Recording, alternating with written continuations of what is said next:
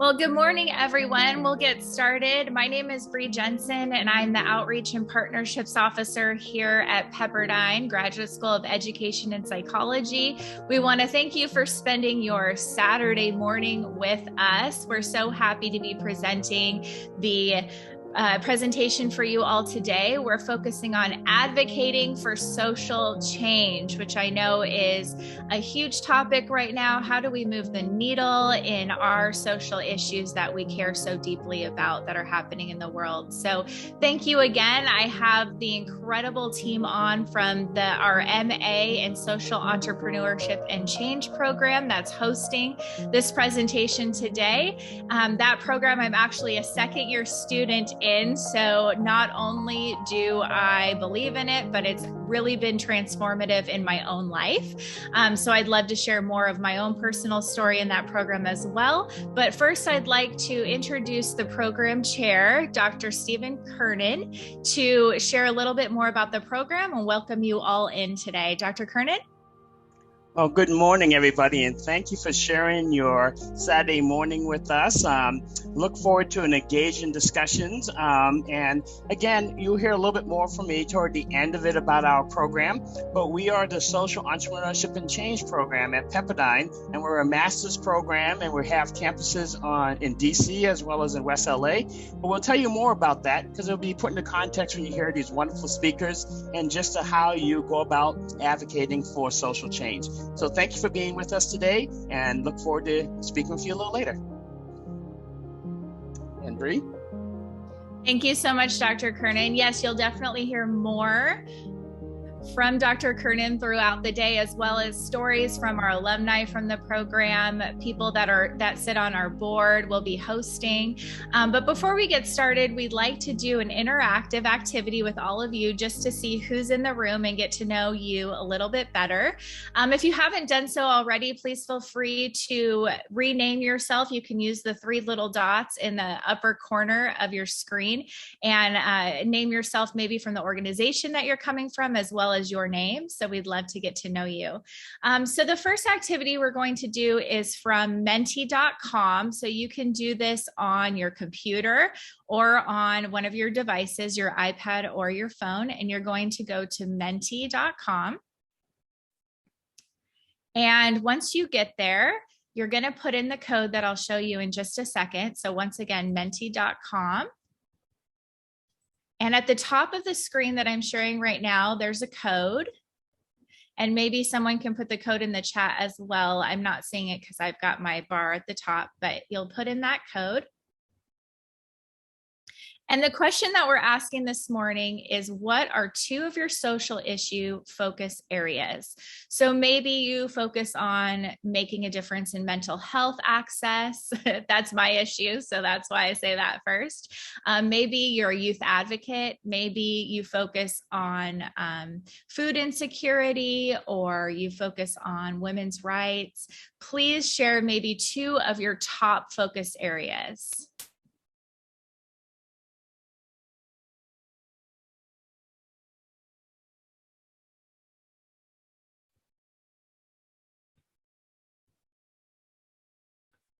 Great. Great. I see them popping up here. Women's rights, healthcare, food insecurity, immigrant rights, educational equality. Fantastic. Mental health. Great. Education, homelessness. Fantastic. So if you're not familiar with the word cloud, when people say the same word multiple times, it will get bigger and come to the center. So you can see several of you are interested in making a difference in education. That's fantastic. Minority education as well. Educational equality. So we're seeing education come up a lot. We have several of our speakers that's their social issue, including one of our hosts, Dr. Kalatis, is also an advocate for education. So this is going to be a good day for all of us today.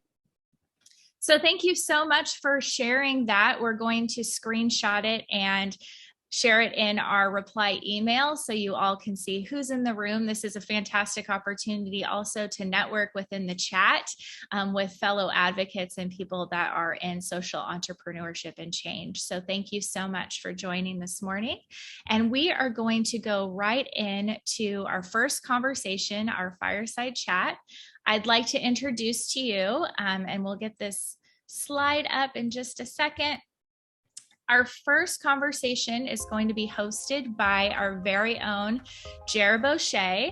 Jer Boucher has been an advisor for the Social Entrepreneurship and Change program. He also has been a part of the program for 11 years as our capstone professor, which is basically our coach while we're incubating ideas and hoping to launch businesses.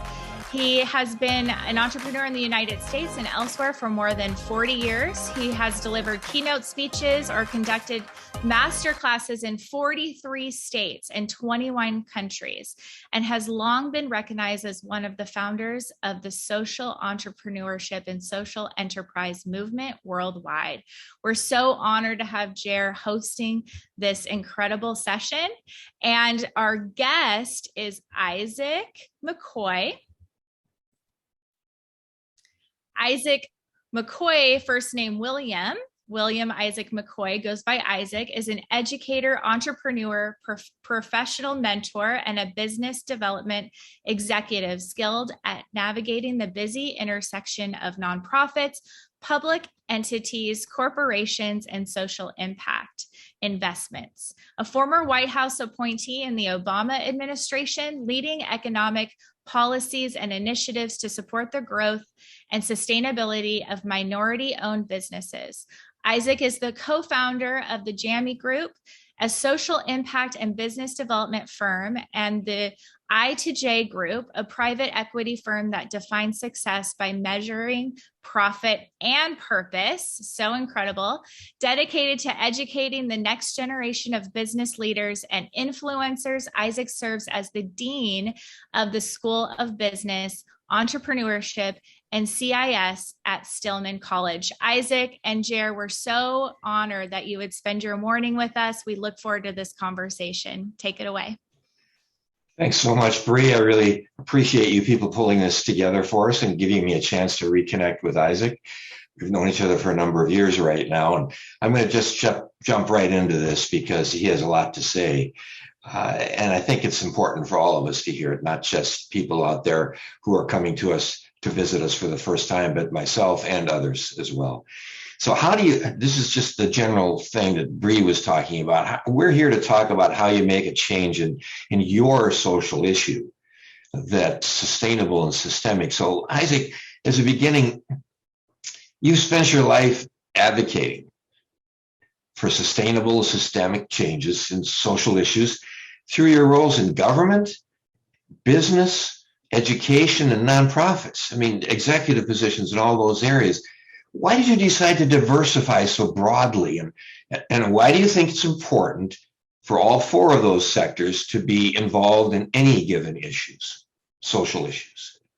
Well, first, good morning, everyone. And thank you for the opportunity to be here today to talk about advocacy and social change. And Jer, like I said, is a good friend, long-term mentor and friend. And once again, this is a great opportunity that Pepperdine has put together. And so to go back, I think I'm getting old now because now I can say going back to why I diversified, or the interest in the different sectors of our country, from public to private to social conscious organizations. One of the things that got me interested in my undergrad years, I was in science. I was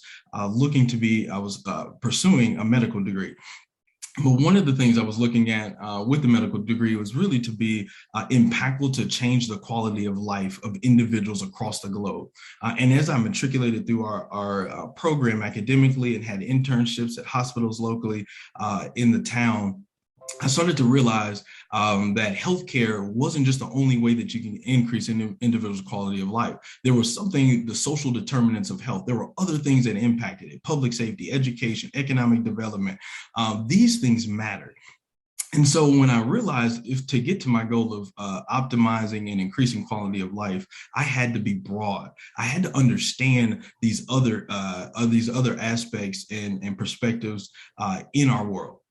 And so that started to get the wheels turning. So I said, if economics or education, public safety impacts individuals' quality of life, then how do entities and institutions do the same thing? And so I took an interest in the private sector in the way that they operate and they engage the government through policies and then our social conscious sector. And so that's what got me thinking about it is, like I said, the social determinants of health. I said, if I want to be increase individuals' quality of life, I need to understand these issues, and then also the entities and the that then support these things as well, or engage them or factor in them.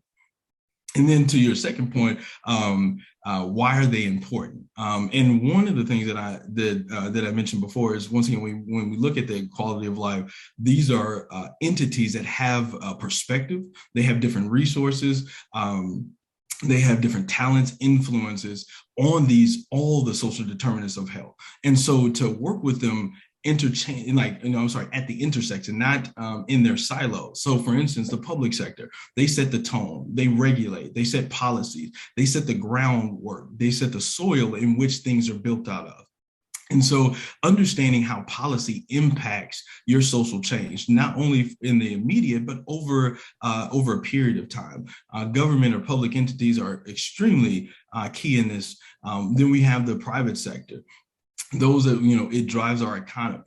Those also, and then, that drives economy through taxes, through working. And so how do you understand how the private sector has a role in impact and influence and their ability to be nimble, a little more nimble than our government, to impact our social determinants of health, and then our social conscious sector, which also is, they stand in the gap. They advocate for individuals and communities, and marginalized individuals and communities. And so what is their role? What are resources that they bring to the table? What are the limitations that they have? And so when you actually put all these sectors together, even with our academic or institutions, you see that their strengths can support each other's weaknesses. And so at the intersection, we create sustainable change within our movements. And so it is at that point in which I'm happy to be at now, after all these years of working in different spaces, but being able to see how we can move through the intersection of those entities.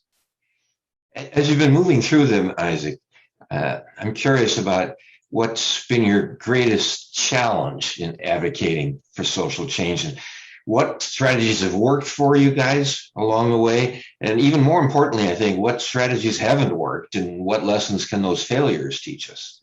Oh, I think that's a great question. And I've had many failures, but it is always, Nelson Mandela has a beautiful quote that says, "I never lose, I either win or I learn." And so I've had a lot of learning in this advocacy walk. But one of the things I would say was probably one of the greatest challenges is being authentic and not diluting your mission when I try to expand, either financially and or human capital. As one person who is not independently wealthy, didn't come from a family that was independently wealthy, I had to seek, how do you fund these initiatives? And when you do that, very early on, individuals who put money into something, they have a perspective, right? And so then, early on, I didn't understand that. And so now I'm taking, funds or resources from someone or an entity, and they are now changing the goalposts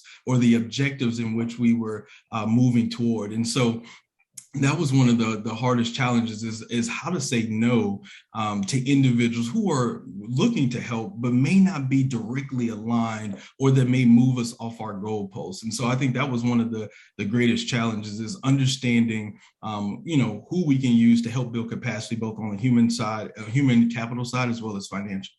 And knowing who to say no to. Yeah. Because it'll shift you from the mission and you'll drift. Exactly. And I think, and especially early on, I think that was, once again, coming out of college and even in college when doing this, when you're seeking these resources, anyone who is saying they're excited about your particular topic, you get excited about. And so you bring them into the tent. And like I said, and sometimes, we were diluting what we were doing and not being authentic to what we were doing. And so that was something that I had to learn. Once again, is how do you find individuals that are not only like-minded, but once again can help, collectively help get us to our goals. Have you run into challenges in working at the intersection between any 2, 3, or 4 of these things, trying to do something at the same time, or getting in each other's way, or? Oh, great question. So, and one of the things I think is one of the challenges when working at the intersection of different entities is the fact that everyone not only has their own agenda, but they all have different timelines. And so I always equate our government or public entity like a big cruise ship. It takes a long time to turn. But then when we're dealing in the private sector, they're nimble. They like to see actions within a quarter, where a government says a quarter, they can only hold a meeting in a quarter. And so when you're dealing with these intersections, and then our social conscious organizations, our nonprofits, our religious organizations, when they're a part of these conversations, theirs are cyclical based on the funding that they have.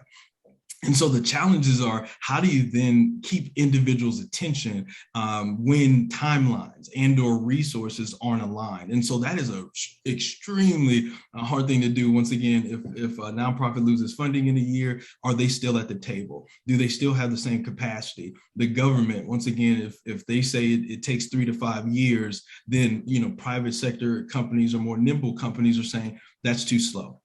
So once again, how do you navigate different interests and different timelines with different resources?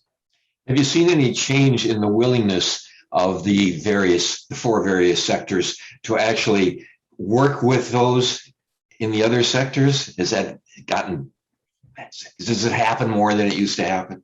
I've learned now, and I guess I'm now getting older, to say I would like to say that the entities are working better together. I think the first part, honestly, I think we say the right words. We use the word collective impact now. We use the word ecosystem. So we use the language, but in practice, it's more people, because if individuals leave the government, or CEO or director of DEI, if they usually leave a company, then, like I said, their missions change, or things are differently aligned. And so I've seen it better following people than entities, unfortunately. The entities know how to market or present themselves in a way, but it's really the people who drive these. And so I see people with an intent and will that's a lot different than years ago. But once again, entities are still, I think, the same that they were. Once again, saying the right things, but once again, you have to have the right people to really get it done. I've heard you speak about Nelson Mandela in the past and other aspects of your life, and I'm interested in what other leaders have inspired you. I mean, and why have they inspired you? What is it about them, really, that allowed them, or is allowing them, to move the needle toward positive social change? What's the secret sauce, if there is any? Oh, I love it. Great question. So first, I'll take the second part, and I'll talk about the qualities I believe in leadership. And there's 5 that I talk about, or that I'd like to look at in measuring, and that's leadership. It's vision, passion, decision making, team building, and integrity. And so when we look at individuals, not only that I'll mention today, and like as you mentioned, Nelson Mandela, but also, like I said, when I look at those qualities, these are the individuals who are able to effectively engage, inspire. They have a strong sense of purpose, and they're effective communicators. And once again, they do this with those 5 qualities. And so some of the individuals that I respect and take some things from are Muhammad Ali is one, and one because of his sacrifice for his beliefs. And as he talked about he had a vision for what he wanted to do in a particular time period. He was passionate about it, and that's why it was easy for him to sacrifice his professional career to advocate for what he thought was just. W.E. Du Bois, with his ability to communicate, his scholarly work that inspired generations, not only just through academics, but through policy. And civil activists, like his work was amazing. Once again, when you look at his vision, his passion, his ability to make decisions on where he articulated for the Black community. Ida B. Wells, her courageousness and tenacity in shaping the story around what was happening in her time. Like I said, it was extremely dangerous, but once again, she had this integrity, she had the passion, she had a vision in telling a story that was different. Martin Luther King, we all, talk about and celebrate. But one of the things I love was his ability to be nimble in communication and to be able to reach everyone at every level. And once again, it goes back to his vision, his passion, his ability to have integrity in the things that he stood for. And as a Christian man, Jesus was another one that is someone who I, not only my parents who are ministers, who trained us, but he was a loving agitator who was able to meet people where they're at. And so these individuals I take bits and pieces from their work. And I would be remiss not to mention my parents, and maybe they don't have the Wikipedia pages as the individuals I just mentioned, but I wouldn't be here, with you today if they didn't exemplify vision, passion, their ability to make tough decisions, and definitely their integrity. And so these are the things that, really modeling things that my mom has done. And like I said, she may not have a large following or Wikipedia page, but these are the things that I've seen in leaders that move change within institutions, within communities, within our nation. Those are some of the things or qualities or secret sauce that I would say. And if you will, who today is following in their footsteps in addition to you, people that you admire that are doing things to help generate positive social change today around particular issues or across the board? Now, there are 3 or 4 people that come to mind as I lay that question on you. Ooh, good one. Today, so one I'll mention. He is Dr. Brian Brazier. Brian T. Brazier is the pastor of the Apostolic Church of God in Chicago, and not just from a religious standpoint, but the work that he's doing around community engagement. He is leading efforts that look at the social determinants of health, and he is playing at this intersection of social conscious religious organizations, government, and private. So they have social enterprises, they're connected to government entities, both local, but then also bringing in community. And so he advocates and stands in the gap for marginalized individuals. And once again, it does it at a very unique way. And then too, it's not one in which he's pressing the issue in the sense of time. It is everything is in its due time. And so I love his patience, but his fervor to move things forward. And so that is one that comes first to mind, once again, as we talk about social change and the intersections of our entities. Now you get, who are some others? That's a good one. Well, obviously, I worked in the Obama administration, so I have to say Michelle and Barack Obama. Those are individuals that obviously inspired me for the last 15, 16 years, and living in Illinois. That's something, someone that you've seen for a number of years do great work, or that both of them do great work in that. And so I guess I'll put those 2 in there and say those are my 3 right now off the top of my head. Yeah, it's just interesting who become our heroes and our leaders. I worked for a nonprofit organization back in the 1970s, run by a man who did that for 40 or 50 years. And he built a massive set of programs for people who were physically challenged, although we didn't even use that phrase in those days. A very determined, soft-spoken, straightforward, loving man who focused on that issue and built a community around him to do that. And then I was a chief aide to the founder of Control Data Corporation, William C. Norris, who really was the first in the private sector to articulate the precepts of social enterprise. He didn't call it that, but he said we need, as corporations, to begin addressing the unmet major social needs in this country, and we need to do it on both a profitable and a promise basis, so that people are lifted up. All of us are lifted up. And it all started with the riots in the late 60s and the burning on the north side of Minneapolis. And he, instead of running from it, sent his executives and his employees in to that arena and started working with that community. Much more to that story, but we don't have time for that. We have about 3 or 4 minutes left.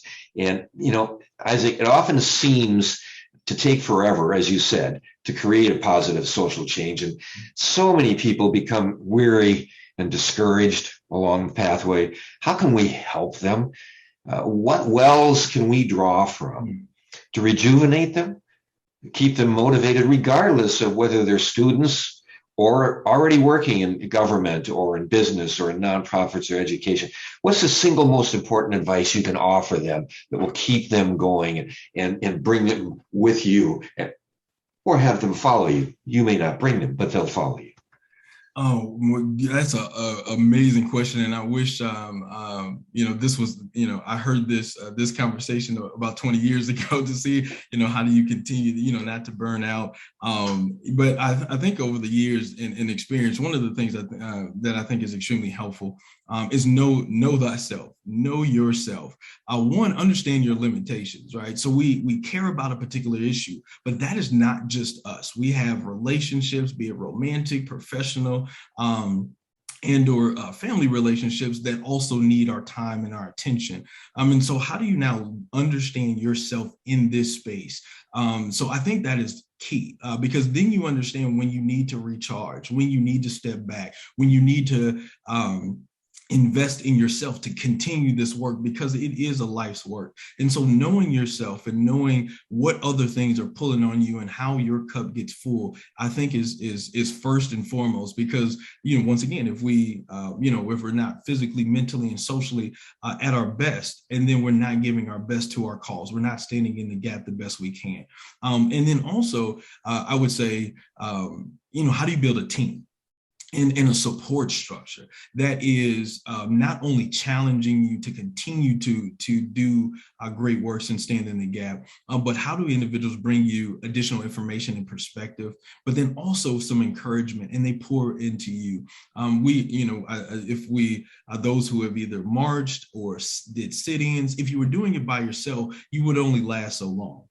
But when the more people come in, you get reinvigorated, you get some energy. And so when we do things, we find individuals that are like-minded. That gives us a little extra oomph. And so try to find paths, and once again, and don't, traverse these alone. Sometimes these things are lonely paths, but make sure that you're building a solid team that can invest in you, that pours into you, once again, because it will get, it is long, it does get dreary, but you're doing some great work. And so people around you and knowing yourself, I think, are two major things that I would say to help.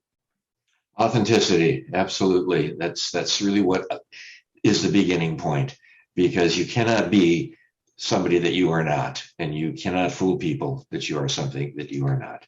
Isaac McCoy, one of our leaders, one of the people that is going to be turned to more and more often by people in all these sectors, by me, by others like me. It's been a privilege, Isaac. Thank you for joining us today. I appreciate your time. Good seeing you, Jer. You bet. Wow, what an incredible conversation. Can we do a virtual, high fives, high tens, applause? That was so great. Thank you so much, Jer and Isaac. I really got a lot out of that. A few takeaways that I pulled out. First of all, Isaac, I love the expression loving agitator. I don't think I've heard that before. And I just think that's such an incredible way to come about advocacy. And also the fact that you were talking about sharing your story differently. There's so much noise out there right now, so much content. So to be able to be authentic and share your story differently, I think is a huge takeaway as well. And I love also the fact that it's so important to find like-minded individuals. And that's really what I found within the SEC program. I know I sound like I'm doing a commercial, but it's really authentic to me. That's my story, is that I did do it alone for a lot of years, pretty unsuccessfully. And now that I have my people, it's been so encouraging to have like-minded individuals that are supporting me. So thank you very much, Jer and Isaac. We so appreciate you. We're giving you another virtual applause. We're going to be transitioning into our next section, which is a panel. But before we do so, you probably saw the exciting announcement on the flyer that we will be giving out one $2,500 scholarship to one person that's attending today if you choose to do the Social Entrepreneurship and Change program. And our program is offered in DC coming up in 2022. So if you'd like to use this scholarship in the next 3 years in DC, you'll be free to do so. And if you would like to be eligible for drawing your name at the end of this presentation to receive that scholarship, we're going to be dropping a Google form right now in the chat. All you need to do is fill it out. And then at the end of this presentation, we're going to be drawing a name out of this list. And one person will be getting that scholarship that you could use in DC or in LA. We have our program in LA as well. This program is hybrid and you'll hear more about it. So you don't have to move. You can just travel into either DC or Los Angeles if you're not local to one of those two areas. And we'll share more at the end. Also, please feel free to rename yourself. You can use the 3 little dots in your upper corner. We'd love to know if you're from an organization or if you have an organization, a business, or if you're from a specific educational institute, you can write that down and then write your name. We would really appreciate that. If you need help with that, please feel free to put it in the chat and we have lots of people to support. So our next session, I'm very, very excited about. I'd like to introduce to you our host, Dr. Anthony Colados. And Dr. Colados is actually my current professor, and we're learning about advocating. And I just got a paper back, so I have some work to do. But I'm glad that he's my professor and teaching me all of his ways. But Dr. Colados teaches within the MA in Teaching and the MA in Social Entrepreneurship and Change program here at Pepperdine. His research interests include sociology of education, critical research, urban education, college access pathways, equitable learning opportunities, health literacy, and school community partnerships, which is so important. Dr. Colados directs multiple projects, including the Urban Parent-Teacher Education Collaborative and Pat Lucas Center for Teaching Preparation and the Teaching and Learning in Age of COVID-19, which we know is so huge for teachers right now, is to learn how to navigate this unknown world. He has a PhD from the University of California, Los Angeles. Thank you, Dr. Colados, for facilitating this session, and I will be introducing our incredible guests as we move forward. Our first guest is Whitney Groves. Whitney, thank you for joining us this morning. We're so happy you're here. Whitney Groves serves as a policy advisor on World Vision's advocacy and government relations team, where she leads the organization's advocacy efforts related to global gender equality and international basic education. She has been with World Vision, serving in several different roles for just over 4 years. She holds a BA from Pepperdine University, she's a wave, and a master's from the University of Minnesota in Child and Adolescent Development.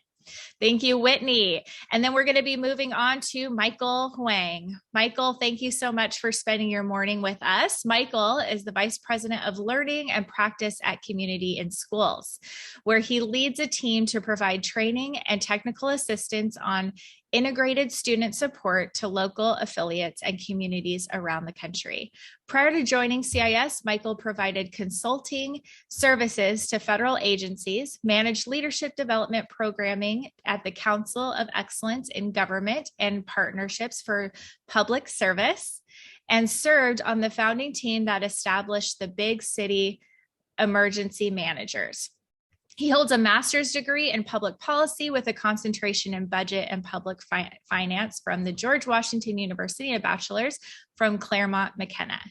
And next, we have Matt Dunbar. Thank you, Matt, for joining us this morning. Matt Dunbar oversees development, communications, and implementation for the organization's strategic vision, focusing on efficient, effective, and sustainable organizational growth and mission-aligned impact. Throughout his tenure, Matt has been a tireless advocate for innovating and long-lasting affordable housing policy and spearheaded the co-founding of Interborough Community Land Trust and expansion of the organization's geographic footprint to include Westchester County. He received his BA from Pepperdine University, his MA from New York University, and is one of more than 7 million adults thriving blind in America.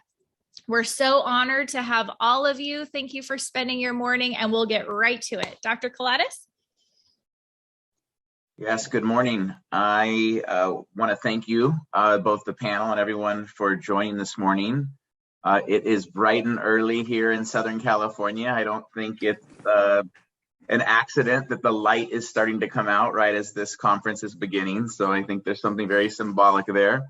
So let me welcome former, current, prospective students and our partners. I teach, as Bree said, the Mobilizing the Diverse Citizen Sector, or more commonly known as the Advocacy course. I believe it's a dynamic course because it's an opportunity for our candidates to really learn and operationalize some advocacy strategies with much like the amazing panel we have here. So what I'd like to start with is, obviously we just got to see some impressive bios from each of you, but if each one of you could maybe just highlight what you think is your ultimate goal with your position within your organization. And then secondly, kind of how your own personal experience and or educational background influenced your advocacy efforts. So why don't we start with Whitney, and then we'll go to Matt and Michael. Yeah, absolutely. Thank you, Dr. Kalatis, and good to see everyone. Good morning. I think these are both great questions. I think policy and advocacy can be a lot of things, right? It can be research, it's communication, it's relationship building, it's being a subject matter expert while also understanding politics. So there are a lot of ways that you can really focus your time. And I think there's a lot of goals to a policy and advocacy role. But for me, I think the main goal as a policy advisor is really to help the organization. I work with World Vision, so you can see my background, but really help World Vision to identify the most important places and times to speak out on the key issues that I lead on, which are gender equality and education. And then similarly, to help decision makers in Washington understand and be able to act on these issues in ways that are timely and meaningful, and also, they have the support and the information that they need to make those decisions.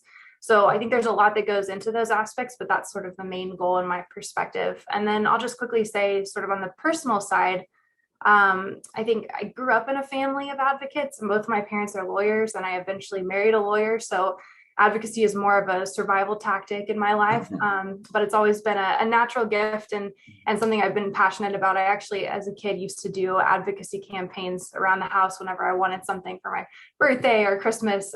So really, this has been a lifelong journey. And then I think, today I've definitely learned more successful and strategic advocacy initiatives and ways to plan and be strategic. But I think, this has sort of been a theme throughout my life. And then my education at Pepperdine and my master's program really helped to sort of shape some of those skills into something that was meaningful and really sort of pushed me towards a career in advocacy and especially in global affairs, which has always been something I was sort of interested in, but not really sure how to connect to sort of some of these natural gifts. So yeah, I think I'm really grateful for, the mentors and the educators that I had in my undergrad years at Pepperdine, and then also through my master's program. Perfect, thank you. Matt? Yeah, and thank you so much for this conversation and for inviting me to be a part of this. My role with Habitat for Humanity in New York City and Westchester County, I've been with the organization for about 12 years and started as a kind of in the community organizing and advocacy side. And now, my role predominantly focuses on trying to align our strategic approach across the organization and align our long-term strategies with our short-term strategies. And when you're working on social change, it's always important to kind of identify what's going to be happening over the next 4 to 5 years, especially trying to adapt kind of a mission and a model like Habitat for Humanity, which most people, when they think of Habitat, they think of the single family home barn raising with a lot of volunteers. And in New York City, our strategic challenge is to try to modify and adapt the mission to serve more people and have more impact in one of the densest, most expensive markets in the country. And so kind of the big challenge for me and for us in this role is to operate and work with government partners, with private partners, with other philanthropic partners to identify the strategies that will allow us to have a larger sector impact as well as to serve more families. And it's one of the reasons why I was drawn to this mission in particular was because it combines both the service impact and directly working with people to have direct impact on people's lives, but also looking at the larger systemic and the structural inequalities that lead to us needing to have that service mission and actually mobilizing people to advocate for change and for policy changes that will both help us to implement our mission and build more homes and preserve more homes, but then also to help make sure that more people have a stable place to live outside of our direct services. So that's our big kind of strategic challenge. And as far as kind of my educational background, I studied religion and politics, the two things you're not supposed to talk about in polite conversation. So I got my BA from Pepperdine in religion and minored in philosophy, and then got my master's in New York that combined religion and politics in an individualized study kind of manner. And both of those areas kind of really help to feed kind of both my motivation for wanting to do these things and provide the skills important to navigate and to kind of really kind of break down what is motivating people, both on the political and the faith side, and then how to clearly articulate, and to kind of argument or debate the issues in order to convince folks that they need to come alongside you to really implement that change. So, thank you, Matt. Michael. So first of all, I love the idea of Whitney as a young child sort of signing petitions for a birthday gift or determining and advocating for things that she wants. I think that's genius, right? Like learning skills. And sort of building off what Matthew was saying about Habitat for Humanity. I work in communities and schools, and we sort of play that dual role also of direct service as well as using that experience into our advocacy work. We are in 25 states, the District of Columbia, and we have site coordinators working around the country whose job it is to work with students and families to support them in navigating barriers that keep them from academic success, right? And empowering them to do so, not sort of taking over that role. But then concurrently, advocating and partnering with school districts, school principals to actually remove those barriers, right? It's not just about, well, can I help one person navigate through it, but why is that barrier there and how do we get it out of the way? Whether those are racial injustices, poverty, or public health. So I'm truly blessed and honored to be able to work at communities and schools and play and work with a network of folks who sort of play that dual role. Specifically sort of following suit, talking a little bit about my background and what I bring to this work. I grew up outside of Los Angeles in San Gabriel, California. And when, like many in my situation, when I went to get my driver's license when I was 15, I started to learn that I was undocumented. That was something that my parents and families had not talked to me about or helped me navigate it. And so I won't go into a lot of the detail, but if I could sum up that experience and why it's such a pivotal influence on my work in life now is that, there were so many moments in everyone's lives where, like, for me as an undocumented immigrant, that was an isolating experience. Going to get a driver's license, filling out a college application form, trying to get a job.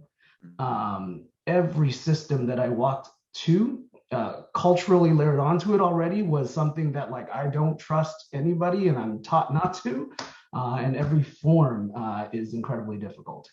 And so for me, that isolating experience is likely very true. I just have one flavor of it, right?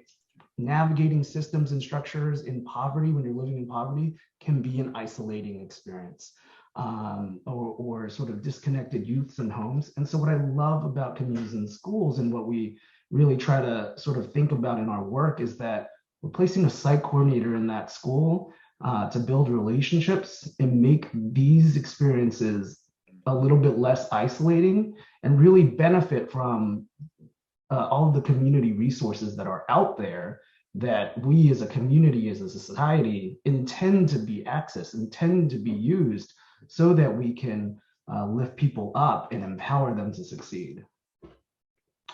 Great, thank you. It's all three powerful examples of folks kind of living out. We talk a lot about kind of an occupation versus a vocation, right? Actually a calling to do something, and it's inspiring to hear each of your roles and kind of the different variables that have come into forming both the people you are and the positive work that you do. I'd like to transition a little. I was laughing a little bit, wondering, Whitney, we don't have to go into this, but I was thinking about, I wonder what some of those campaigns were she was launching as a child. Maybe they were actually a petition against one of the decisions her folks made. So I thought that was funny. I'm curious, Whitney, how do you identify advocates or champions for your social justice issue and advocacy? Yeah, thanks, Dr. Claudius. And I will say some of them were petitions against decisions made in the household, but some were things like, it's time for me to have a cell phone, it's time for me to have a car, you know, things like that. So it really geared more that direction, but yes, it was both and. As far as advocating on the social justice issues that I'm most passionate about, I'll sort of share, you know, about how we've created champions and how we've looked at champion building within the organization, but maybe in the context of an issue I work a lot on, which is ending child marriage globally. And for those who aren't aware, child marriage, about 12 million girls are married under the age of 18 every year. And I'll say that's the first step in identifying champions and doing advocacy, right, is knowing your facts and knowing the research and the data and what's out there. We talk a lot about how COVID-19, the pandemic, is impacting rates of child marriage, impacting gender equality globally. So I think creating champions has, you know, it's research, it's sharing that research, communicating it well. It's identifying decision makers that already have potentially interest or connections to these issues. Maybe they have a daughter themselves, maybe they've traveled to another country where this is highly prevalent, and really connecting those dots is so important in building champions. I think also showing them tangibly how they can make a difference, right? Like, here's A, B, and C that you can do right now to make a difference in, you know, this child's life, and showing them, yeah, how they can take action. And then it's building relationships, and that's the really slow process. I think everyone that works in policy and advocacy knows that it takes a lot of time to really make change, and a lot of that is the relationship building piece of it. It's making those connections over time, and being able to be an influential person to a decision maker. But then thinking a little bit specifically about the team that I work on, we're sort of split into two parts. I work on the government relations side of our advocacy team, which is in DC. We're interfacing with Congress and the administration. And then we have grassroots mobilization, which is a whole nother part of our advocacy, where we have folks around the country that are training our supporters and our donors, and folks that have signed up to be volunteers with us to advocate with their districts and their members of Congress, and their senators in the state. And so they're speaking out additionally into what we're saying in DC is the most important, where we need to weigh in, what World Vision cares about. They're also sort of reiterating the same message around the country. And so this sort of like dual approach is really effective, I think, in building champions. It's not just me, you know, Whitney in DC saying you should care about this issue. It's also your constituents that are writing you and emailing you and calling you about issues that are important. So I think really pairing those sort of two approaches is really successful, has been successful for us in kind of identifying who our champions are on specific issues. Yeah, so I'll stop there. I was guest lecturing in a grant writing class earlier this week, and one of the questions was about fostering relationships with program officers. And I mentioned how it's not uncommon that you are consistently fostering relationships always, but especially with program officers because there's such high turnover. I'm curious, in your position, is it maybe a combination of both, where you have some partners that have been there for years because of the elected officials, and you have others that are continually transition? Is that something you experience as well? Absolutely. And this year, that is the theme of the year. I think with the administration change and then a huge change in Congress, we lost a lot of our congressional champions in the past year, which was really unfortunate. But, it's an opportunity also to be able to build new champions. And a lot of times those newer members that are on House Foreign Affairs or Senate Foreign Relations Committee, they're really eager to dive into what they're doing. And so sometimes there's a lot of opportunity to sort of build new champions in new ways. New energy. Great. Yeah, exactly. Yes. Thank you, Whitney. Matt, I was going to ask you, how did you choose your social issue and career path? You touched on it a little bit. So maybe there's an interesting intersection here from what Whitney just shared about the ways in which we grow and foster partners, especially in her position around both policy and practice. So maybe if you could expand a little bit on the intersection I was thinking was for yours, the religion and politics, and then transitioning, or maybe not, I don't want to make an assumption, on into your social issue and career path around housing. So if you could expand on that, that'd be great. Sure. Yeah. I actually, when I went to Pepperdine, and I started at Pepperdine in 1989, and I was actually pursuing religion, a degree in religion, because I was interested in going into the ministry. And actually, 9/11 happened while I was at Pepperdine. I was a chaplain for a dorm at the time. And that moment really kind of started to push me and kind of trying to understand kind of my faith background, why I believed what I did, why I was planning on going to the ministry. And my calling changed into one of really wanting to work with faith communities instead of ministering to a faith community, in actually kind of mobilizing and kind of equipping people of faith to kind of use their voices and their bodies to implement social change. And it actually, on a personal level, when I graduated in 2003, I had already been diagnosed with a degenerative retinal condition, so I knew I was going blind. And for anybody who has lived at Pepperdine, it's rather hard to get around not being able to drive a car in LA and Los Angeles County. I'm originally from the Central Valley of California. And two of my friends sat me down and said, "You're going blind, you can't drive, you have no job, so get in the van and drive with us to New York City." And I said, okay. And so that's how I ended up in New York. And actually, my work in New York was actually more as a generalist. So I worked with a couple different faith-based nonprofit organizations to mobilize and organize faith communities around issues of environmental racism and environmental justice, racial reconciliation, poverty, aging in the city. So I dabbled and worked in a lot of different social issues, but it was actually not until the housing crash of 2008 that housing really found me. And I actually lost my jobs in those nonprofits, and actually found myself to be housing insecure, actually myself. And I had all my stuff in storage and was experiencing homelessness in a particular kind of way, where I was actually house sitting and moving from apartment to apartment while people were on vacations through my faith community.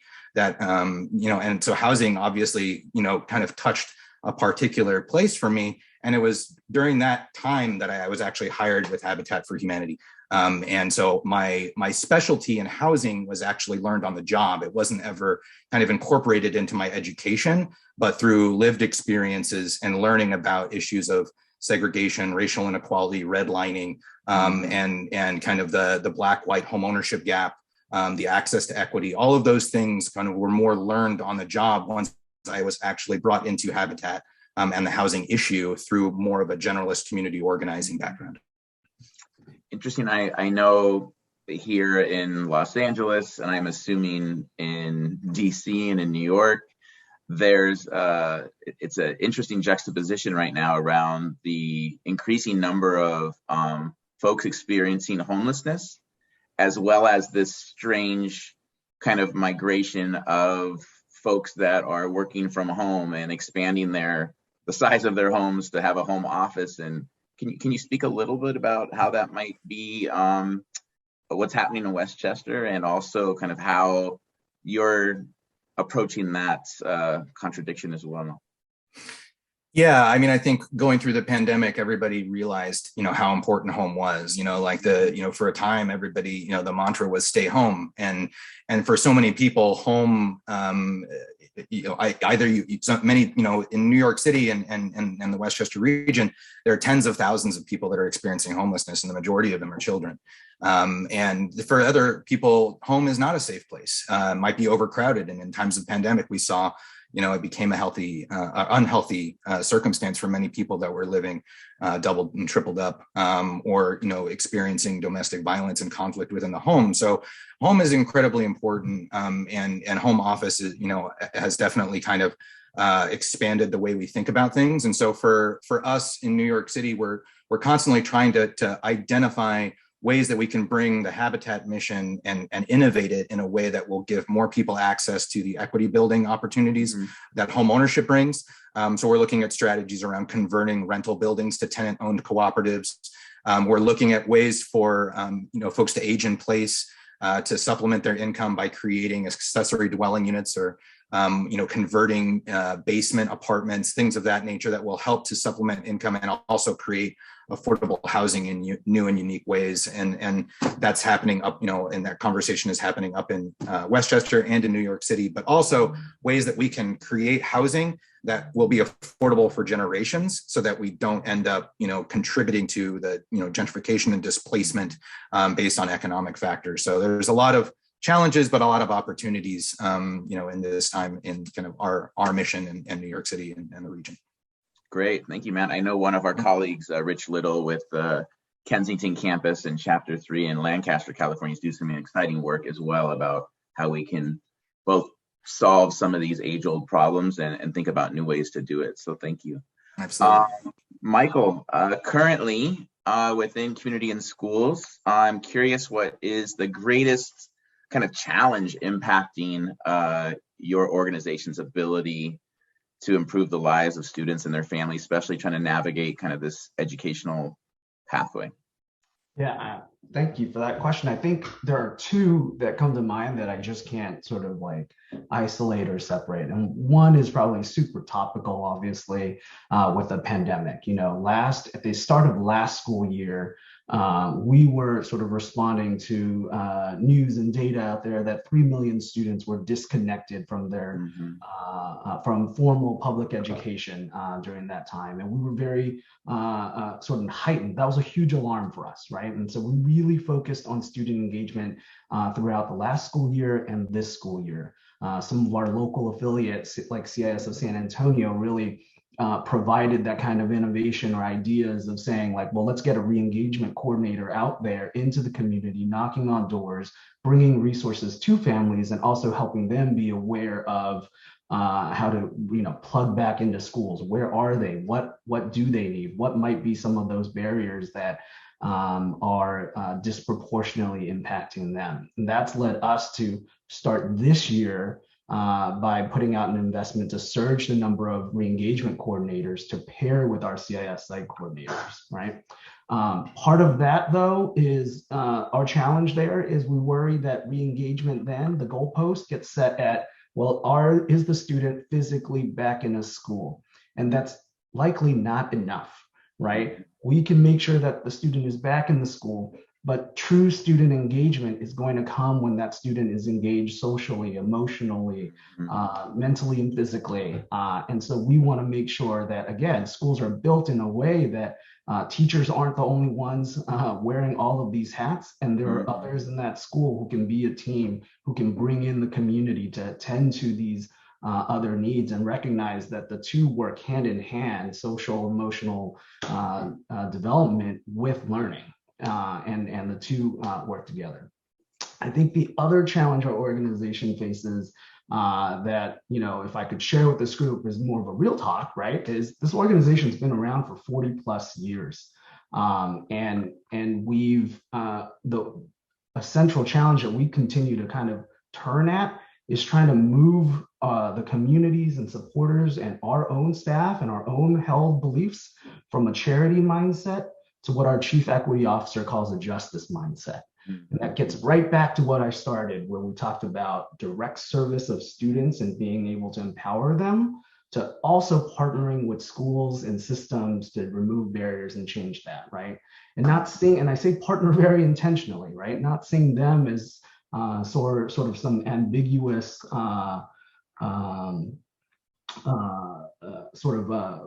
countering force, but really what are some of those things that we can do to help, for someone with my background, change some of the forms, make some of those things less intimidating and more welcoming. Dr. Bettina Love out of the University of Georgia calls this co-conspirator work.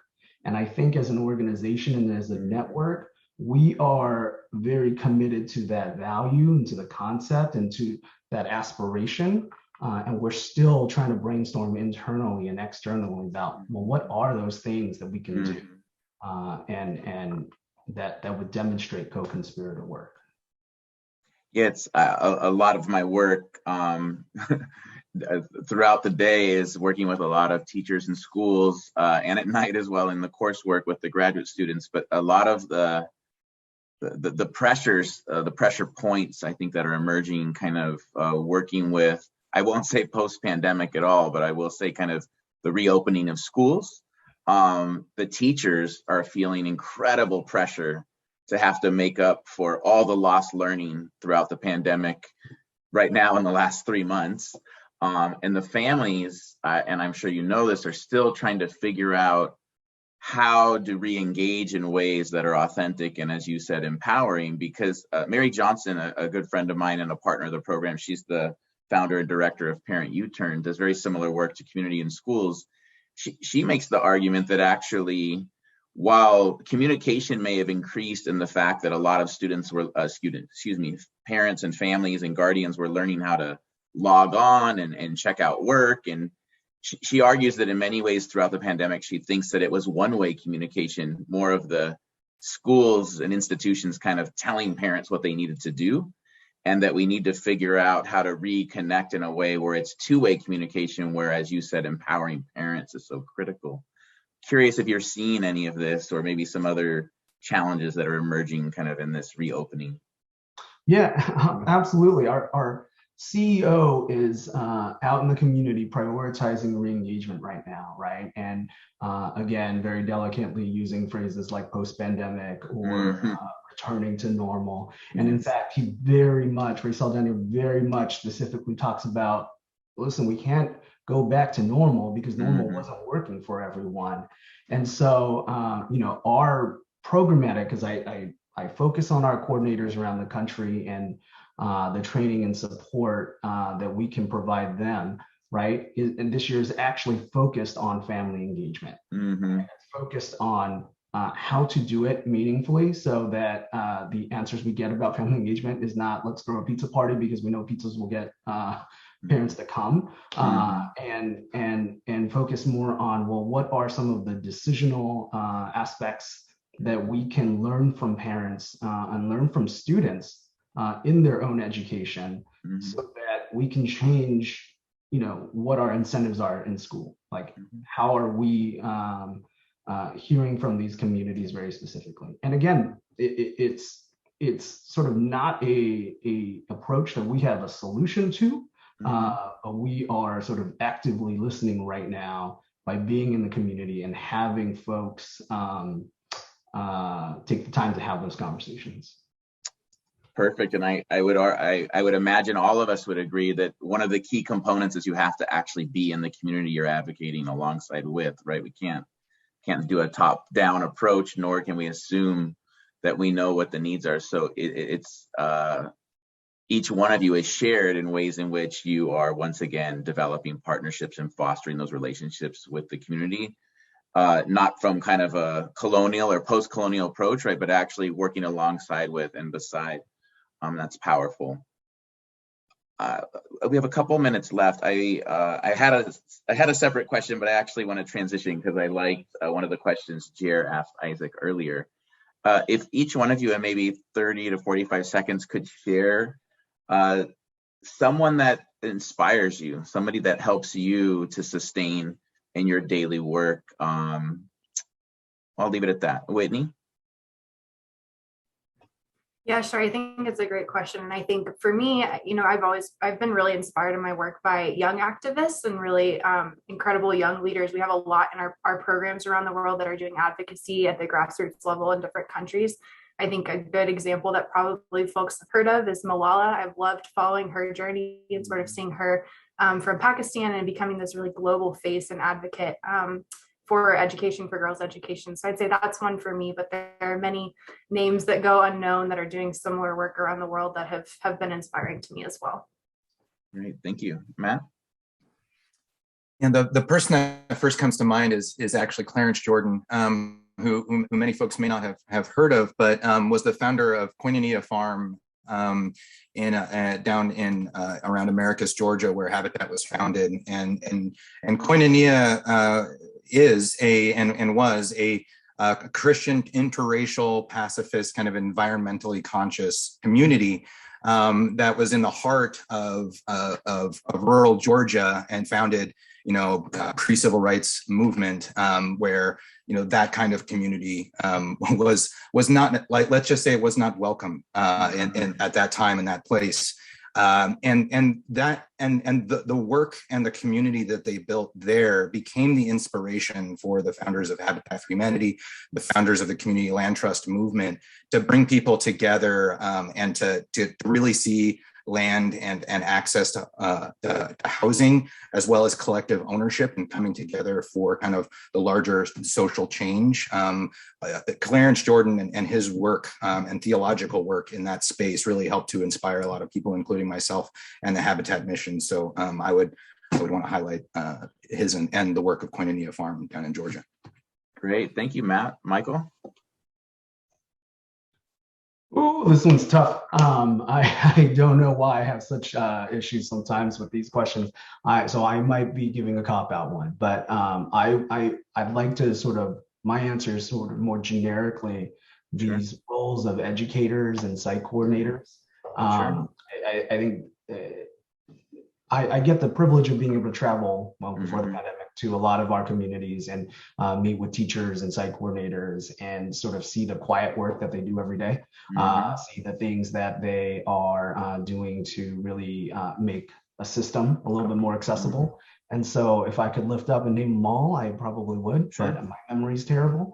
I will say that, our education system relied on a already constrained and tenuous workforce of educators working in schools, trying to help students and families. And I think even as this sort of scary and frightening data comes out, as we get a grasp of that disruption, we need to first focus on the educators in the classroom and their well-being, because that will have trickle effects. That is the system around the students that we aim to help and serve. Perfect. Thank you. And I don't think it's a cop-out at all, especially somebody who works in K-12 education and the folks that are actually helping schools and help to allow schools to keep functioning throughout the pandemic as well. I just want to thank the panel. Oftentimes as faculty, what we don't often get to share is that folks like you on the panel, our students, having conversations like this is exactly what helps to sustain us as well, right? We obviously have some expertise. We've been doing work for many years as well, but every time we have an opportunity to meet like this, it's reinvigorating for us as well. So Whitney Groves, Matt Dunbar, Michael Huang, thank you. And I will turn it back over to Bree. Thank you, Dr. Coladas, and well said. I agree. That was so invigorating and energizing. It makes me want to get out there and do something today. Maybe it will be through Habitat, which kind of transitions into our next opportunity. But before I transition, again, a huge virtual applause for our panel. You took your time to share your stories with us, and we feel honored. That was incredible. I feel inspired and ready to move forward. support. So thank you for being a friend to Pepperdine. We really appreciate you. So going into our next piece, we do have several alums and one current student at Pepperdine University. And the reason why I threw in that habitat connection is because one of our guests, Michael, he can probably wave if he's on camera now, but he actually has done lots of work with Habitat, lots of volunteering throughout his years, and he's going to be sharing his story about his work with Habitat. And actually our Net Impact chapter here at Pepperdine, which is collaboration between our social entrepreneurship and change program and the MBAs at at Pepperdine. So Michael is a MBA, first year MBA, and I'm a second year SEC student, and we're both a part of the leadership at Net Impact Pepperdine. And so the first breakout room that we will introduce to you is Michael's and mine, and we are going to be talking about net impact and how to make a difference in some volunteer experiences.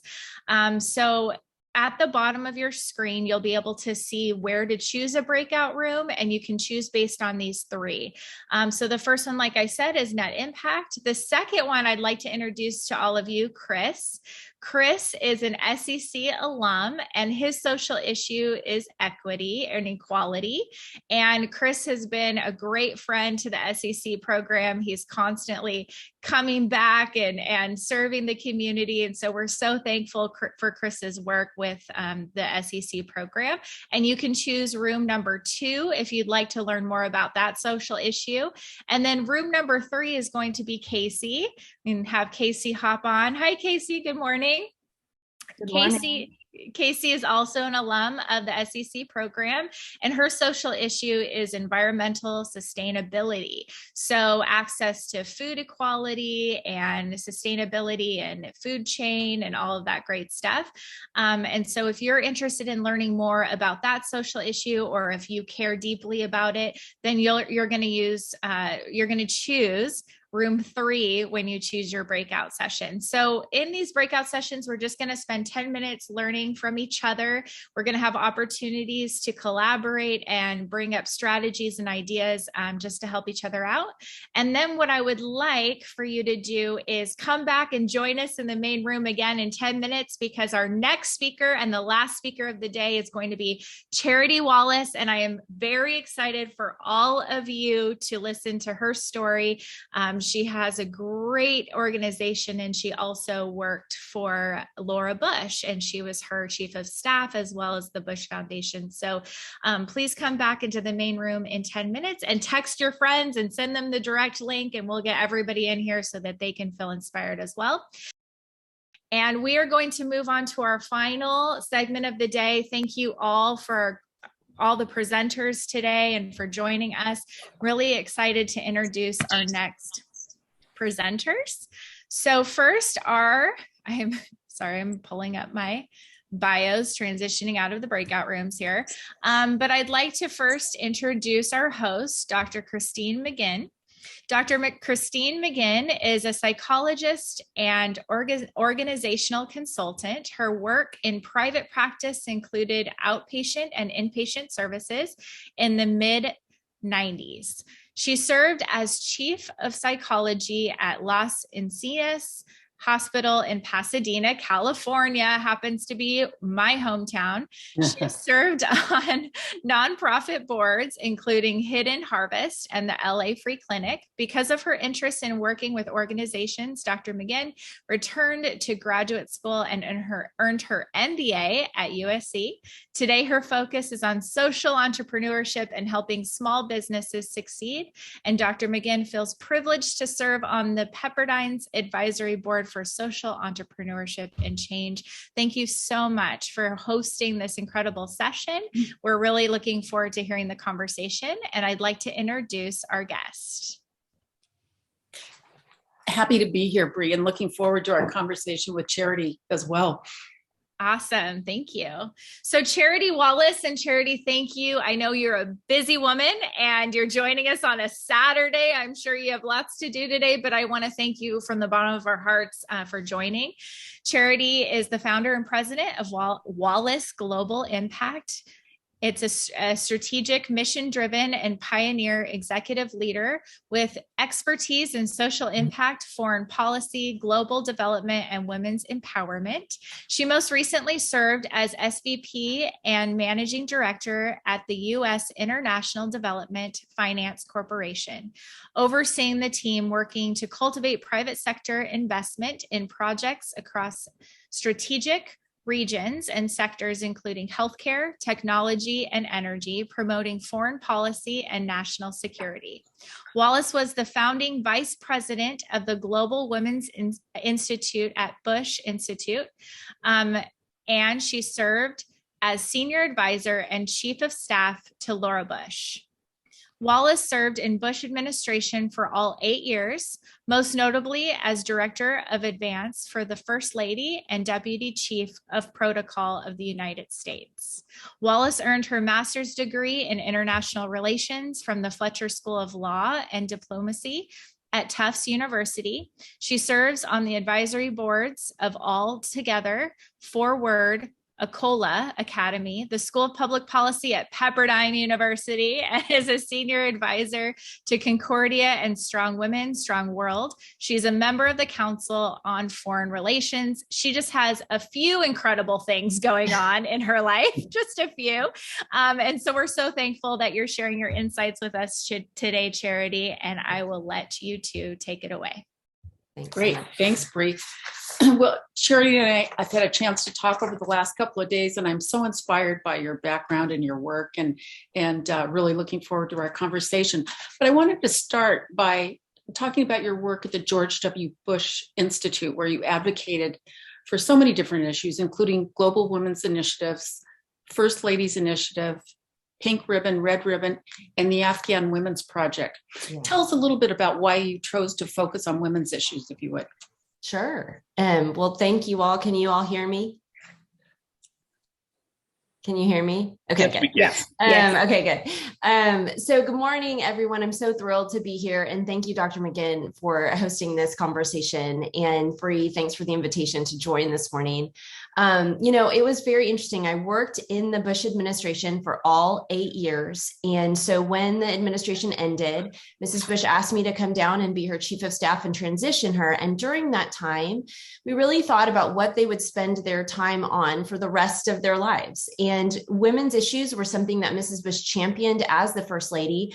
And because I had the opportunity to travel to more than 75 countries with her and really see on the ground when women are empowered, when women are able to access education and economic opportunity and healthcare, communities transform, families are stronger and more safe. Their children are more educated. So we wanted to focus on how do we empower women through the work of the Bush Institute. And when I started as the director and then vice president of the Global Women's Initiatives at the Bush Institute, President Bush actually sat me down and said, and this is in 2010, so right before the Arab Spring, President Bush actually sat me down and said, look, Laura and I believe that women will lead the freedom and democracy movement in the Middle East. So get on that. And that's sort of all that he told me to do. And so we created, and it took about 6 or 8 months for me to really think through how do you develop women leaders from the Middle East in a culture that's very challenging for women to have authority and leadership. And so I looked around at a number of different, organizations and initiatives and projects that had been created and created the very first leadership development program at the Bush Institute, which has now been replicated. They have 5 of them, but we started with women from the Middle East and North Africa, thinking that women are the ability to help create really strong civil society so that institutions, the organizations that come alongside a government or private sector to build stability within a country. And so that's what we created there. And then Mrs. Bush had been an advocate for Afghan women since 2001. So, we just passed the 20th anniversary of September 11th. And I was actually at the White House working that day and had to evacuate. And it was very scary. I mean, a lot of people probably on this call may not remember that day, but it was a day that changed the history of the world, frankly, definitely America. And when we looked at who the terrorists, where they had been harbored, it was Afghanistan. And so all of our eyes turned towards Afghanistan, and we saw the brutality of the Taliban against women and girls. The girls were never allowed to go to school. Women couldn't leave their homes without a male escort. Women didn't have access to healthcare. So maternal mortality was very high, illiteracy is very high, and economic opportunity was there was none for women. And when Mrs. Bush did the very first, she did the presidential radio address in November of 2001, she talked about Afghan women. And so from that time, we've been working with Afghan women organizations for the last 20 years. And actually, I'm still working to get some of the Afghan women out of Afghanistan who are trying to flee the Taliban now. So that's the reason we focused on that. And then first ladies, of course, use their platform very effectively to make social change for women and girls. They can advocate specifically for women and girls in a way that others may not have the strongest platform to do. And then Pink Ribbon, Red Ribbon was actually a global health program that we started to address cervical and breast cancer in sub-Saharan Africa primarily, and in the developing world, because those are the leading causes of cancer deaths, and they're preventable and treatable. So we utilize the president's emergency plan for AIDS relief that President Bush started and is still going on today to address the AIDS epidemic, which only 50,000 people had access to the antiretroviral drugs that were needed to combat AIDS. And so millions of people were dying. And President Bush created the very first very large public-private partnership. So it was the US federal government working with NGOs and private sector, so the pharmaceutical companies and other healthcare companies, to deliver the much needed healthcare opportunities for people who are, I met people in Africa who literally, they call it the Lazarus effect. So they were almost dying because of AIDS. And there were organizations like World Vision and others who took these life-saving drugs out to communities on bicycles to get it out to these communities. And they came back to life. And so they call it the Lazarus effect. And actually, I met a woman who had been dying on her porch. And she got those ARVs from a local NGO that was working with the PEPFAR program. And then she became one of the distributors of the ARV drugs to others in her community. So those are the reasons why we worked on that. But as I started to say at the beginning, it's because of the transformation that it makes. When we invest in women, we change families, communities, and countries. And so I think it was those firsthand experiences, but also now all of the data proves the importance of investing in women and girls. Yeah. And tell us a little bit about the funding, both for public and private and opportunities. And also, it sounds like there was also a lot of government funding on the US side. Absolutely. To get some of the projects up and going. Yeah, I think, Isaac started talking a little bit about this at the very beginning. It's very important to be able to utilize public sector, private sector. And then the unique part about the United States, when we think about social issues and issues that are important, Americans are very generous, and we give to programs and projects that are important to us. And it's unlike any other country in the world, honestly. Americans' generosity, the feeling about hospitality and being a good neighbor, I think is very important. So we utilize at the Bush Institute, and then other programs that I've worked on have utilized the private sector investment, which is critical. I think the private sector plays a very significant role in all of the issues that we're trying to face today, the most challenging and pressing issues of our time. And, if you think about the sustainable development goals that the UN created, there are 17 of them. And the private sector plays a very significant role in the investments, but also, as Isaac mentioned, they're nimble and flexible. They have a different kind of entrepreneurial spirit in the way in which they face and look at challenges and address challenges. But governments are also very important. To invest in various social needs. So the US government is very generous, although I will say, because there's a misconception, that the federal aid or the international global aid that we provide is less than 1% of our budget. And we are making a difference in all over the world from the work that we're doing through the US government's investments.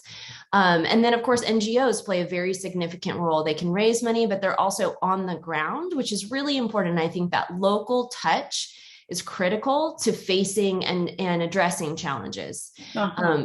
Does that answer some of your question? One of the things I didn't talk about was last year I worked at the U.S. International Development Finance Corporation, which is a very unique U.S. government agency, but it only invests in commercially viable transactions and investments. So we worked in emerging markets. We worked like a bank. So we invested in really incredible programs and actual like investments, projects, commercially viable businesses that were helping to create stability economic opportunity for people all over the world. And one of the things that I focused on was to ensure that at least 50% of our investments focused on gender smart investments. So those that help support women-led, women-founded, women supporting. So meaning that there were women they were employees of the businesses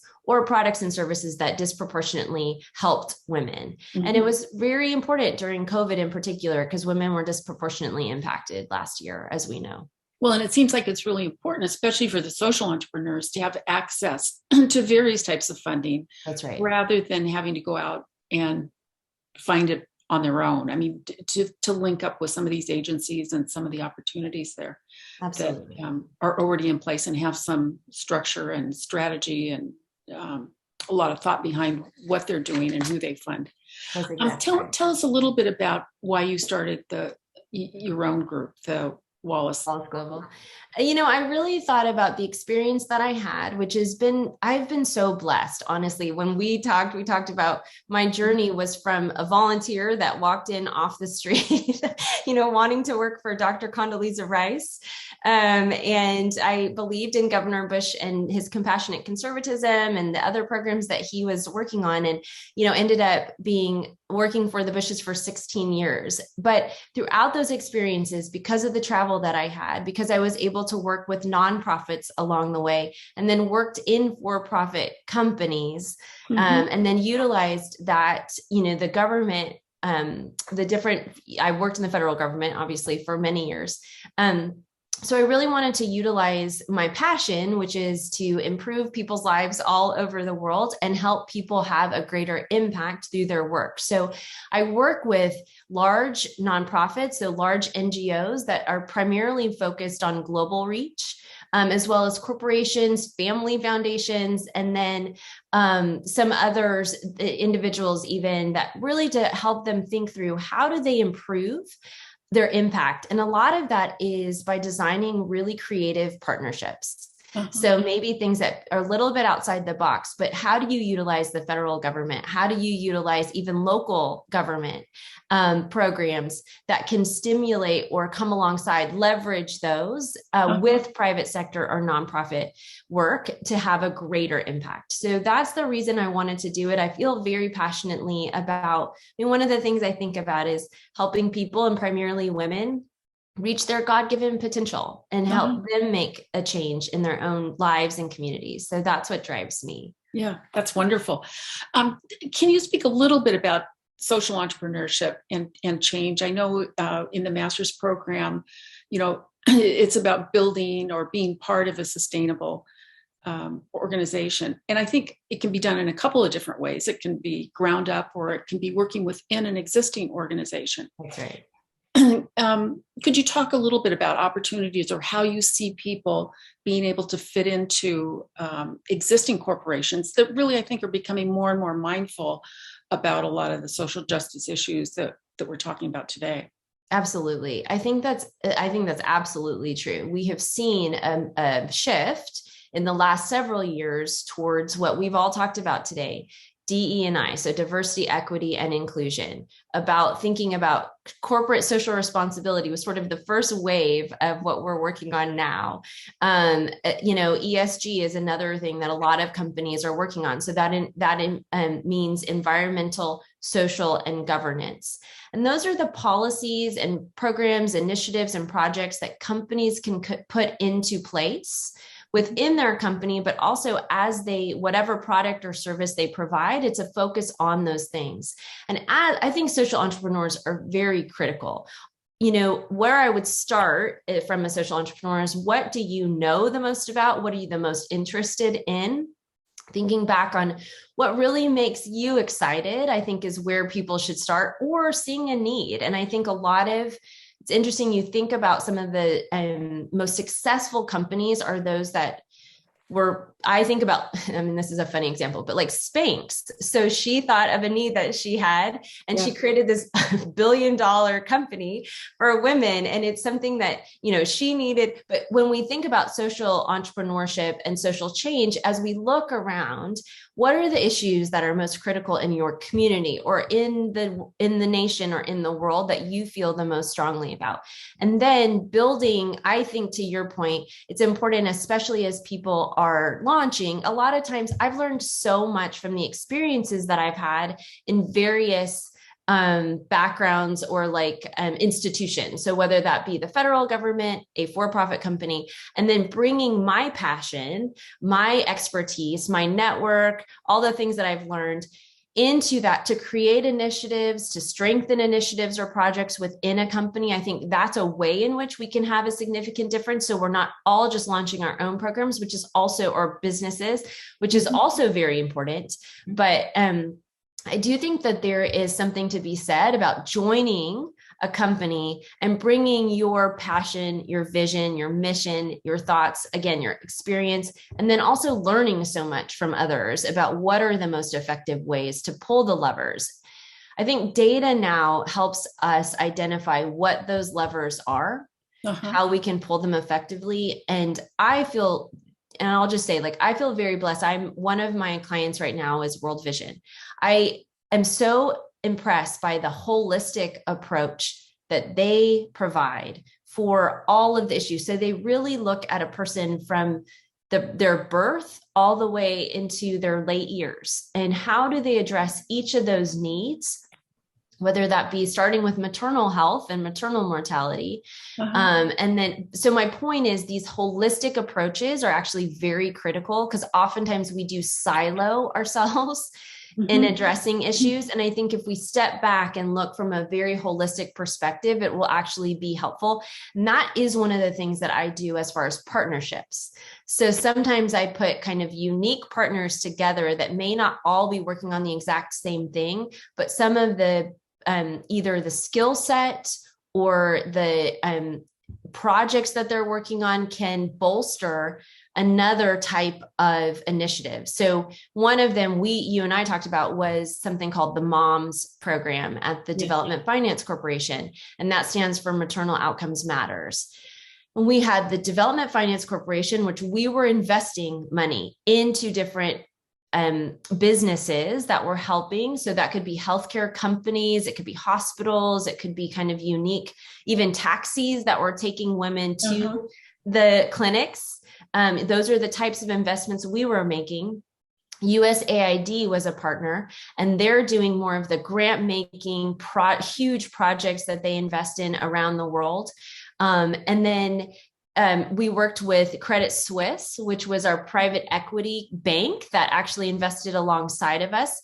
And, they're not a maternal health company, they're a bank. And so really thinking about how do we get them excited about what we were working on? And they were very excited about making a difference in this space globally. And then we worked with Merck for Mothers, and their whole expertise is about how do you help save women's lives in childbirth? How do you ensure that children are born healthy and safe?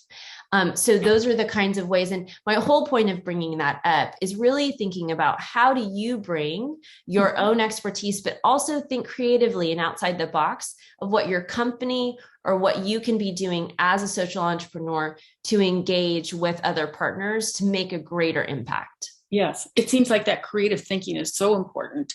And thinking out of the box, like you mentioned, because to link all of those things up together can have a huge impact, but you can't limit yourself in terms of what you think or what you hope to connect and move forward in that way.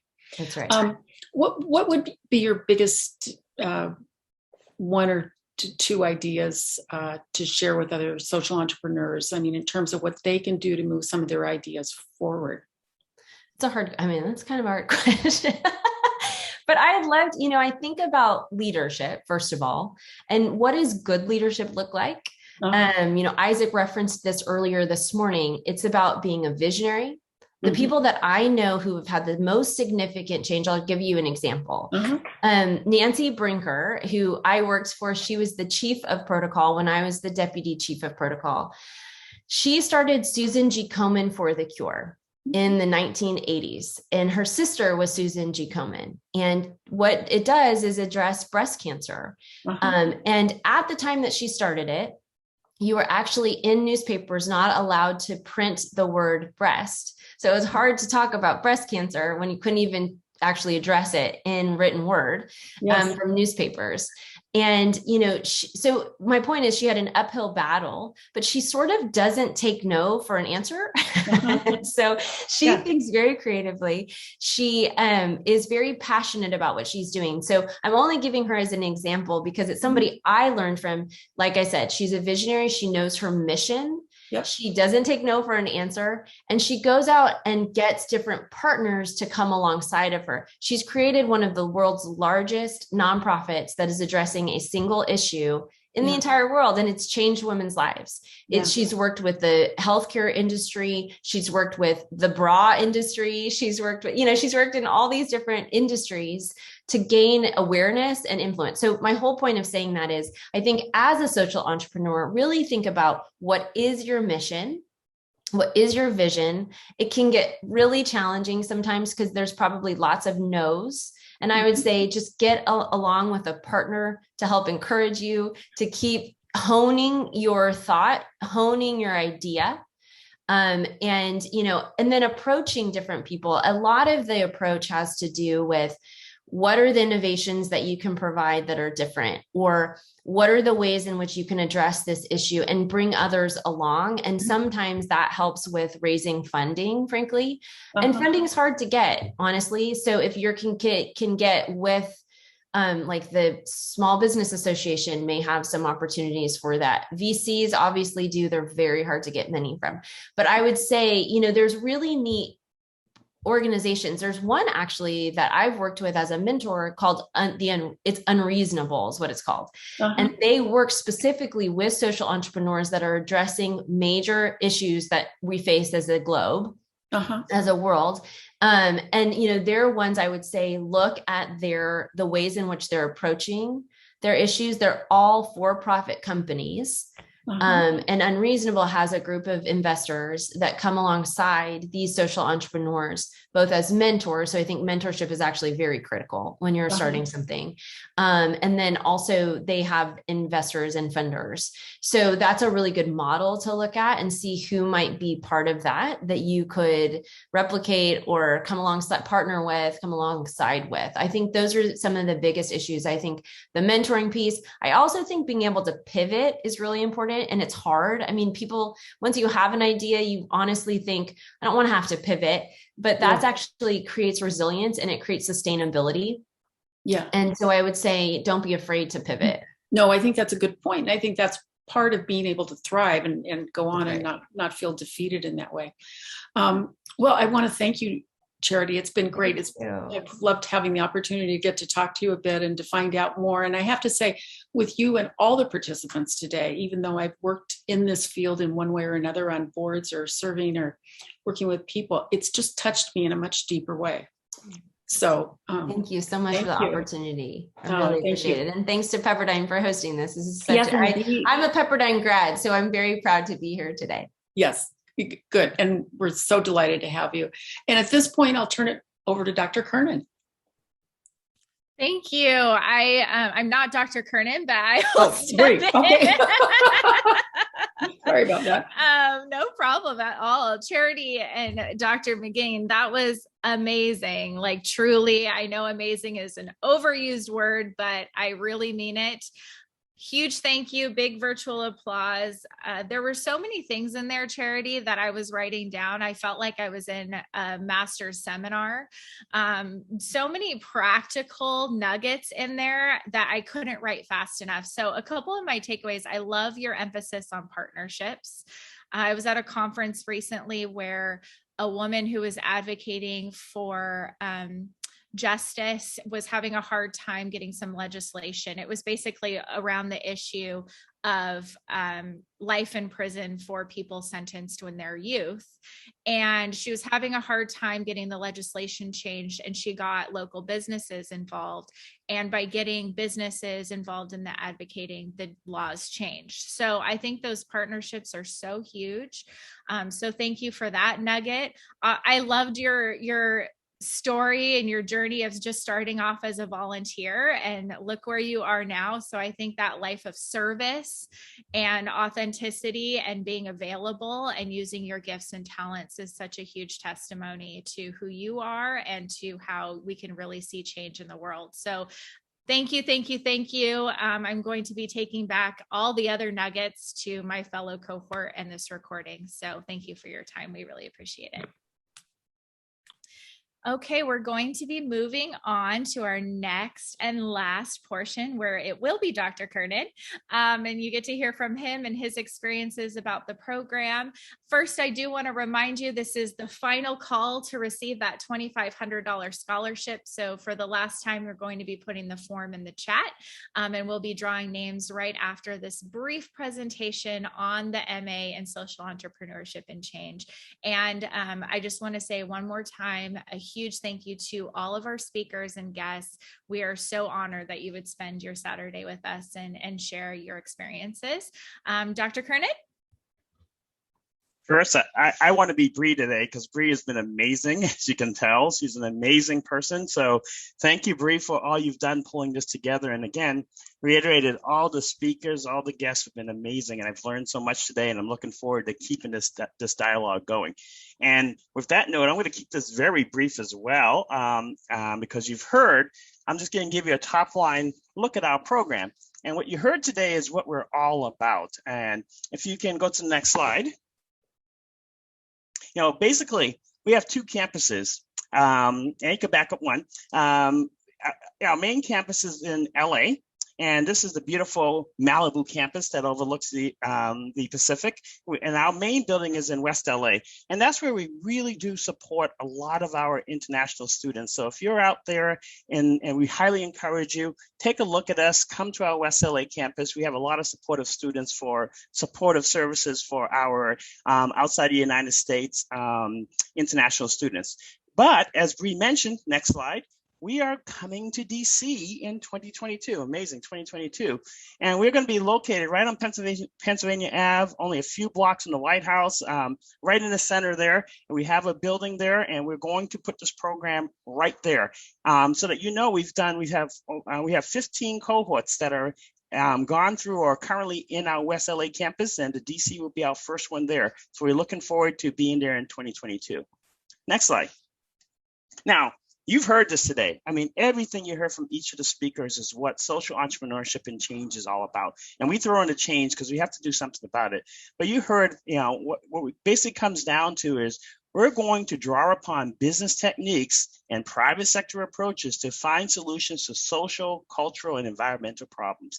That's what we do. And you heard from the speakers today about how you have to involve academia, you have to involve nonprofits, you have to involve the for-profit, the nonprofit, the foundations. It really is a community, and we just show you how to use proven business techniques to solve these problems. So next, please. And as you heard, what we're going to do is we want to create these lasting market-based solutions. So what does that mean? It really means change the way businesses operate. If you're for-profit, no longer for-profit because you make all this money. You make a lot of money, but you also pay attention to your stakeholders in the community you're in. If you're a nonprofit, a foundation, no longer you're a great foundation because you have this good mission.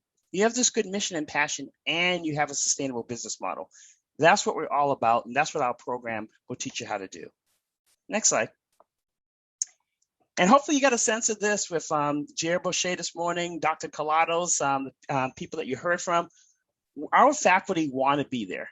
They have the degrees to teach you how to do it, but more importantly, they've been successful recently in the real world. So they will be teaching you things that actually work. And most importantly, we want to be in a classroom. So hopefully you get a sense of that from myself. You get a sense of that from Dr. Colados, a sense of that from Jer, that we hit these three. And most importantly, we want to be in the classroom. We're not doing this to make a fortune. That's not our goal. Our goal is to change the world through our students because we want to be there. Next slide. And this just gives you a sense of the diversity. And hopefully you've seen that in our presenters today, that we've got a great diversity of people that will help you get through this program, help you understand what you're trying to do, and to build that passion. Next slide. How do we make this work?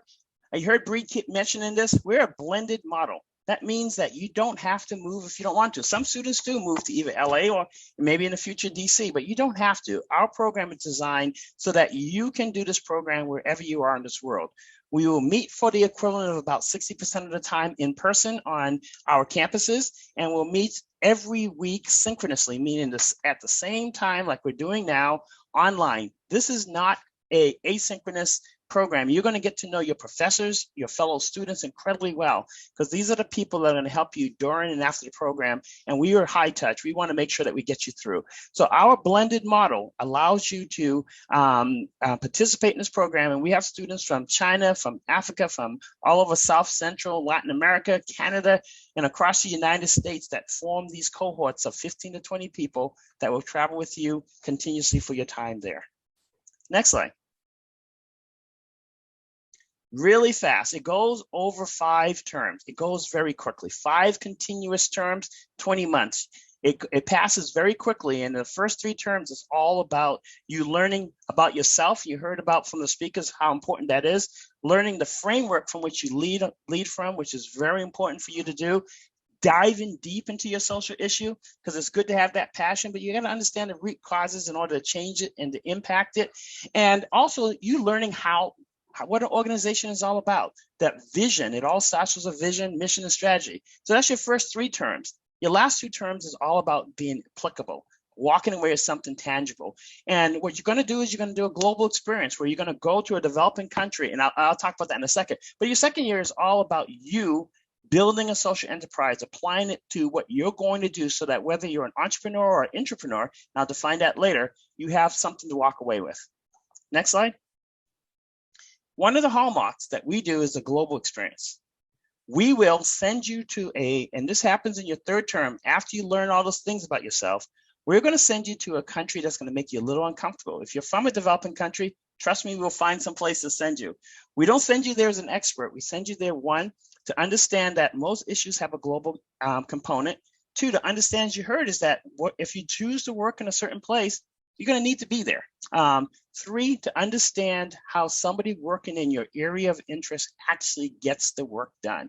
So this is an incredible experience. It's a minimum of 2 weeks. Some of our students, depending on their schedules, will stay a lot longer, but this is going to get you to really understand how this work is being done globally and how people are making a change. Next slide. And the last thing is what we actually get you to do in your last 2 terms is you're going to build a social enterprise. And a lot of people say, oh, I don't want to be an entrepreneur. Why do I want to do this? Because you have to understand how to build one, whether you want to be inside of a company or a foundation. So you're going to start from understanding the feasibility behind your passion, that problem that you just heard from, Chrissy just talked about, that is that problem, that passion that you have feasible to develop? You're going to do the market research. You're going to learn how to do a marketing plan, an operation plan, an impact plan. You're going to develop an investment schedule. You will write a business plan, and you end your SEC career in what we call an SEC fast pitch competition. Next slide. And what that is if you've ever seen Shark Tank, this is what we call a Shark Tank for social good. that you will pitch your idea to a group of external investors, and we will wind up picking people that go into a finals, and then those finalists will actually win cash prizes that they can utilize to start their organizations. And basically, whether you, if you don't become a finalist, everybody benefits, because usually one of those investors, one of those panelists will hear something and connect you to somebody that you need to know, whether you want to be a entrepreneur or an intrapreneur. But it's a great way to do it. We call it, think of it as a Shark Tank for social good, where you pitch these ideas. Next slide. Just where they are now. Next slide, please. As you heard, about 20% go on to earn their doctorates because they want to come back and probably teach in academia on the topics that they're interested in. 40% take their ideas and go back within for-profit and nonprofit organizations. So intrapreneurs, as you heard, are very important. That's growing with the DE, DEI, and B. I throw in the belonging as well. So about 40% of our students become intrapreneurs. So they take what they've built, their specialty, and they go back within these corporations. About 15% become consultants and foundations, and about 25% launch what they actually developed during the program. So this program is designed for you to do a lot. Okay, next slide. And this is just to learn more. Please, you can just contact our admissions group or go to our website on SEC, and I'll give you links and show you how you can connect. And or otherwise, send Bree Jensen at pepperdine.edu a message, and she'll gladly connect you with our wonderful enrollment team that will help you get up to speed. But actually, that was all I wanted to. You could stop sharing now. Wanted to share with you today just the overview of the program, and we're highly accessible. And like you heard from all the speakers, the point of today was really understanding why we believe in this thing we call social entrepreneurship, social innovation. And these speakers that you heard today are doing it, and they're a marvelous example. And again, I come back to saying thank you all for participating, and this was highly educational. So on that note, I'm turning it back over to Bree. And Bree, thank you for this opportunity. Thank you, Dr. Kernan. Very informative. I agree. I think that this program has been extremely transformational. You start off with leadership and talk through who you are as a leader first and laying the foundation so you can build upon that. So it's been an incredible experience, and I'd be happy to share my experience with you. If you'd like to reach out, I'll put my email in the chat and we can schedule a time to have a phone call. No pressure. We can just talk and see how I would love to hear your story of what you're doing to create change in the world. So now's the time that we are going to draw names. So I'm going to give it over to my team, which, by the way, thank you so much to the entire team, Linda, Lucy, Jennifer, and I think I'm missing someone, so shout out Jake. Thank you, Jake. Thank you to the entire team that has really helped put this on. I really couldn't have done it without you, and you all know that. So I'm very, very grateful for all of you. If you can draw the name, I'm so excited to see who's going to be getting that $2,500 scholarship and joining us in the SEC program. Go for it.